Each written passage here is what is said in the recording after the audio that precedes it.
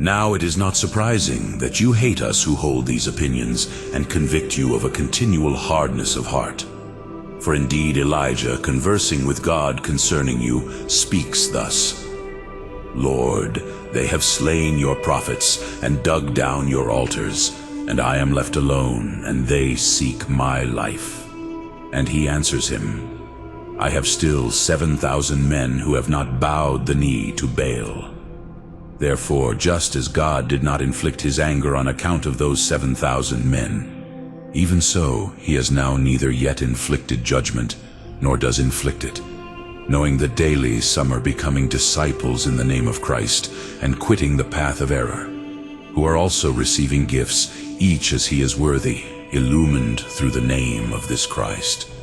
For one receives the spirit of understanding, another of counsel, another of strength, another of healing, another of foreknowledge, another of teaching, and another of the fear of God. To this Trypho said to me, I wish you knew that you are beside yourself talking these sentiments.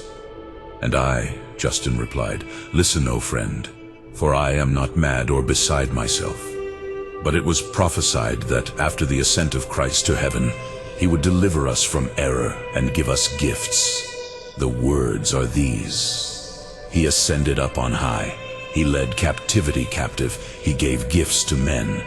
Accordingly, we who have received gifts from Christ, who has ascended up on high, prove from the words of prophecy that you, the wise in yourselves and the men of understanding in your own eyes, are foolish, and honor God and His Christ by lip only.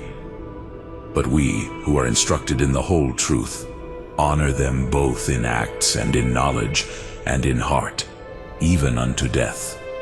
But you hesitate to confess that He is Christ, as the Scriptures and the events witnessed and done in His name prove, perhaps for this reason, lest you be persecuted by the rulers, who under the influence of the wicked and deceitful spirit, the serpent, will not cease putting to death and persecuting those who confess the name of Christ until He come again, and destroy them all, and render to each his deserts. By which Trypho retorted, Now then, render us the proof that this man, who you say was crucified and ascended into heaven, is the Christ of God.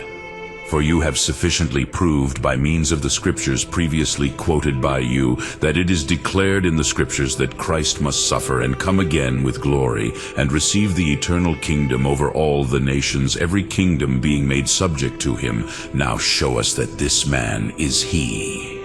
And by which I, Justin, replied, It has been already proved, sirs, to those who have ears, even from the facts which have been conceded by you. But that you may not think me at a loss, and unable to give proof of what you ask, as I promised, I shall do so at a fitting place. At present, I resume the consideration of the subject which I was discussing.